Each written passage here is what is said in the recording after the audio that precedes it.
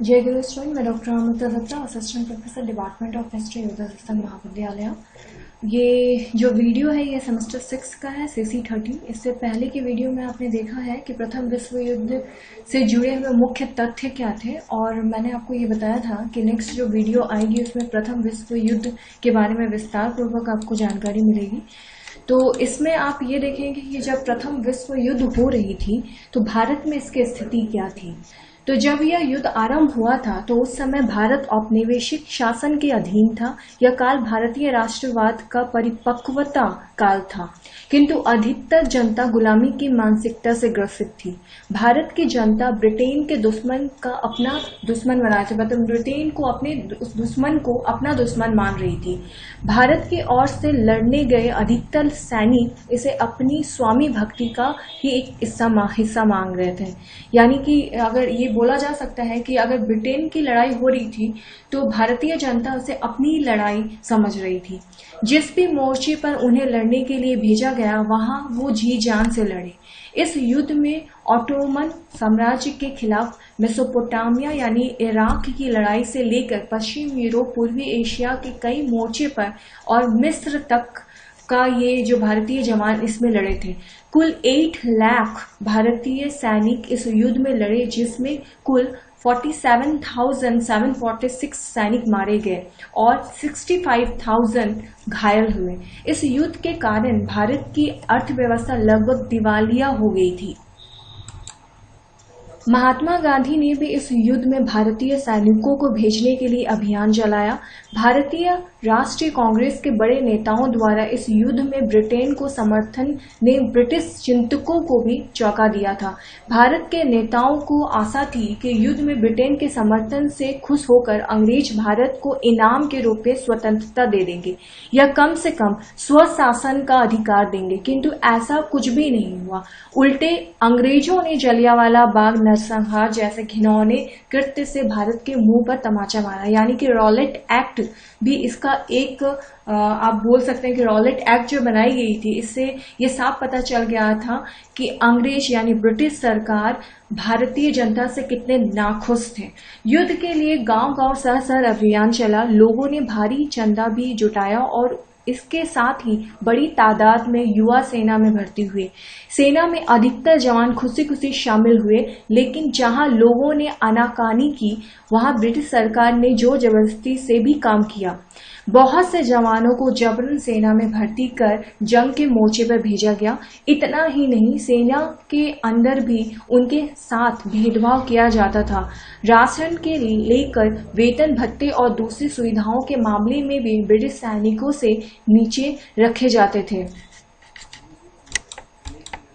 एक ब्रिटिश सिपाही के खर्चे में कई भारतीय सैनिक रखे जा सकते थे। जलियांवाला बाग कांड के लिए कुख्यात ब्रिटिश अधिकारी जनरल ओ डायर इस युद्ध के दौरान भारतीय सैनिकों को भर्ती करने की मुहिम की जिम्मेदारी निभा रहा था। अब इसे भारत की गरीबी कहिए, स्वामी भक्ति या फिर मजबूरी, लेकिन भारतीय सैनिकों ने लड़ना जारी रखा और इस भेदभाव का असर कभी अपनी सेवाओं पर नहीं पड़ने दिया।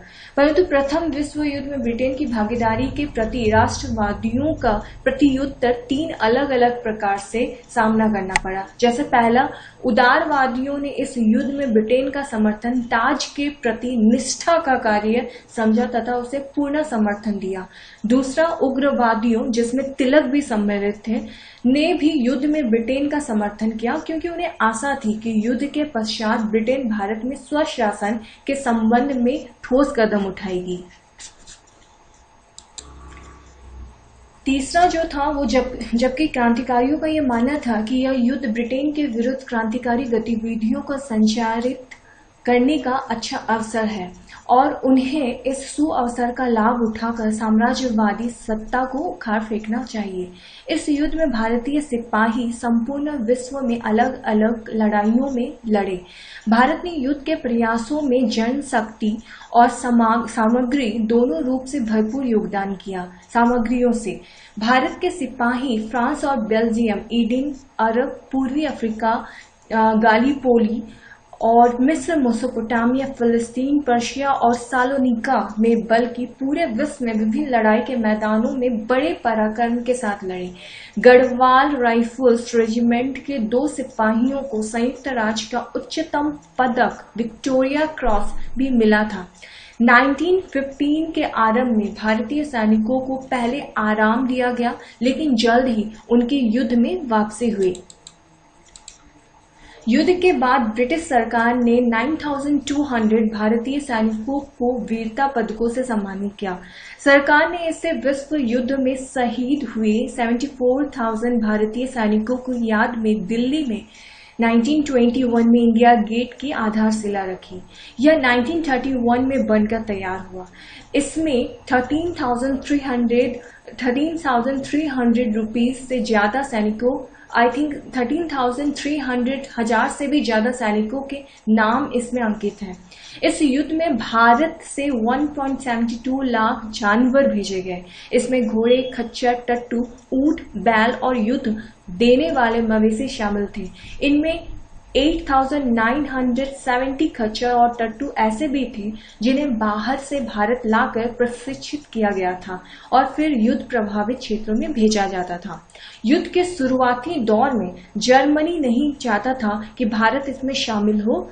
युद्ध आरंभ होने के पहले जर्मनों ने पूरी कोशिश की थी कि भारत में ब्रिटेन के विरुद्ध आंदोलन शुरू किया जा सके।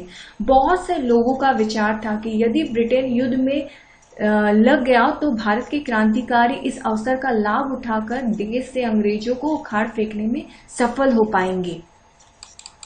किंतु इसके जस्ट उल्टा हुआ कि भारतीय राष्ट्रीय कांग्रेस के नेताओं का मत था कि स्वतंत्रता की प्राप्ति के लिए इस समय ब्रिटेन की सहायता की जानकारी होनी चाहिए। और जब 4 अगस्त को युद्ध आरंभ हुआ तो ब्रिटेन भारत के नेताओं को अपने पक्ष में कर लिया। रियासतों के राजाओं ने इस युद्ध में दिल खोलकर ब्रिटेन की आर्थिक और सैनिक सहायता की। प्रथम विश्व युद्ध को लोकतंत्र की लड़ाई भी कहा जाने लगा। ब्रिटेन ने तो आधिकारिक तौर पर ऐलान किया था कि यह युद्ध लोकतंत्र के लिए लड़ा जा रहा है। अमेरिकी राष्ट्रपति वुडरो विल्सन भी यही चाहते थे। उन्होंने लोकतांत्रिक व्यवस्था के लिए 14 सूत्री मांग रखी थी। इसी कारण बहुत से उपनिवेश आजादी की उम्मीद में इस लड़ाई में इन देशों का साथ दे रहे थे।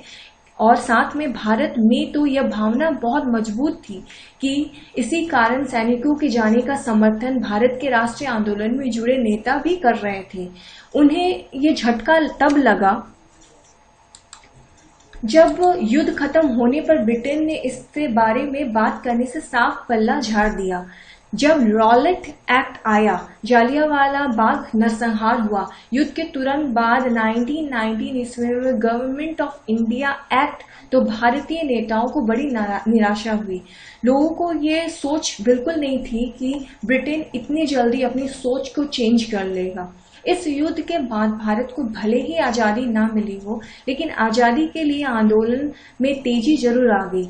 भारत के नेताओं को अब ब्रिटेन पर से भरोसा उठ गया था। ब्रिटेन और फ्रांस ने सिर्फ उपनिवेशों को ही धोखा नहीं दिया, बल्कि इस महायुद्ध में उनका साथ देने वाले देशों के साथ भी उन्होंने कोई अच्छा व्यवहार नहीं किया और देश के प्रति उन्होंने अपने बलिदान दिया और देश के स्वाभिमान और देश की गुलाम होने से बचा लिया। और लोकतंत्र और विश्व में यह युद्ध प्रथम विश्व युद्ध के नाम से जाना गया।